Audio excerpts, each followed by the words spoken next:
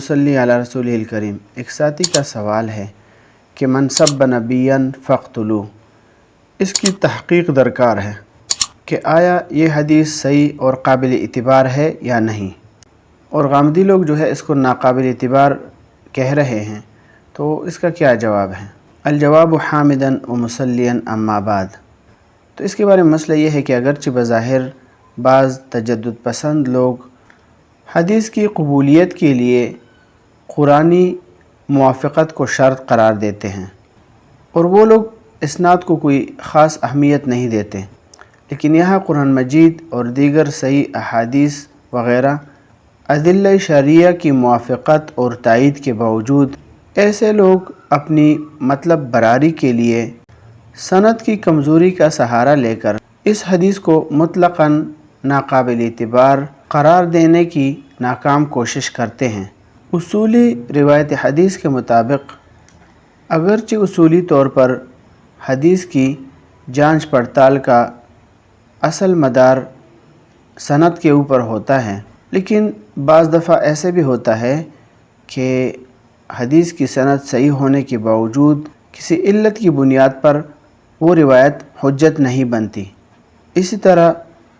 بعض دفعہ ایسا ہوتا ہے کہ روایت سند کے اعتبار سے تو کمزور ہوتی ہے، لیکن دیگر قرائن، شواہد اور توابع کی وجہ سے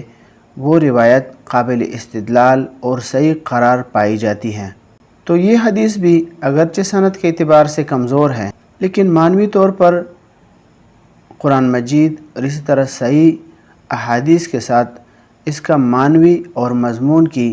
موافقت اور تائید ہوتی ہے، جیسے کہ تنبیہ الولاة والحکام کے اندر علامہ شامی رحمۃ اللہ علیہ نے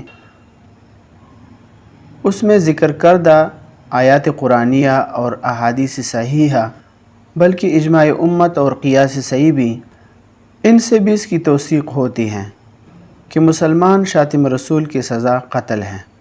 لہٰذا اس کے معنوی طور پر صحیح اور قابل استدلال ہونے میں کوئی شک نہیں ہے۔ یہی وجہ ہے کہ محدثین حضرات اس کو شروع سے ہی کتب احادیث کے اندر بطور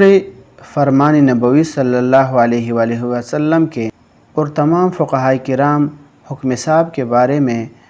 اس بنا پر اس کو اپنی کتب کے اندر استدلال کے طور پر اپنے کتب کے اندر ذکر فرماتے آ رہے ہیں۔ باوجود ضعف سند کے کسی نے بھی اس کے ناقابل اعتبار اور ناقابل استدلال ہونے کی بات نہیں کی ہے۔ البتہ یہ بات ہے کہ اس حدیث کے اندر قتل کا حکم حکام اور ریاست کو ہے، عوام کو قتل کرنے کا حکم نہیں ہے، اور حکومت اور ریاست بھی قطعی طور پر ثابت اور ثبوت کے بعد ہی اس سزا کو جاری کرنے کی مجاز ہے، جیسے کہ سورہ احزاب کے اندر آیت ہیں، بسم اللہ الرحمن الرحیم، ان الذین یؤذون اللہ ورسولہ لعنہم اللہ فی الدنیا والآخرہ واعد لهم عذابا مہینا والذین یؤذون المؤمنین والمؤمنات بغیر ما اکتسبوا فقد احتملوا بہتانا واثما مبینا یا ایہا النبی قل لازواجک وبناتک ونساء المؤمنین یدنین علیہن من جلابیبہن ذلک ادنی ان یعرفن فلا یؤذین وکان اللہ غفورا رحیما لئن لم ينتهِ المنافقون والذین فی قلوبہم مرض والمرجفون فی المدینة لنغرینک بہم ثم لا یجاورونک فیہا الا قلیلا ملعونین اینما ثقفوا اخذوا وقتلوا تقتیلا۔ سورہ احزاب کی آیت نمبر 57 سے 61 تک۔ تو تفسیر روح المانی کے اندر یہی تشریح کی گئی ہے۔ اسی طرح دوسرا حوالہ ہے ابن عابدین شامی رحمۃ اللہ علیہ کی کتاب تنبیہ الولاة والاحکام کا صفحہ نمبر 4۔ اگر کسی کو حوالے کی ضرورت ہے تو اس کتاب کے اندر پوری بسط اور تفصیل کے ساتھ بحث کو ذکر کیا گیا ہے۔ وما علینا الا البلاغ۔